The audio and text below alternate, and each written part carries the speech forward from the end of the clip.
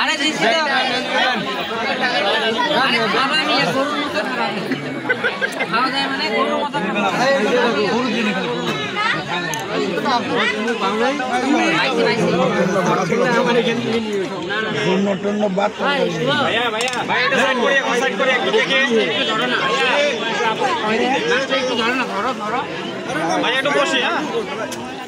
ভাই আপনার ছেলে একটু বসেন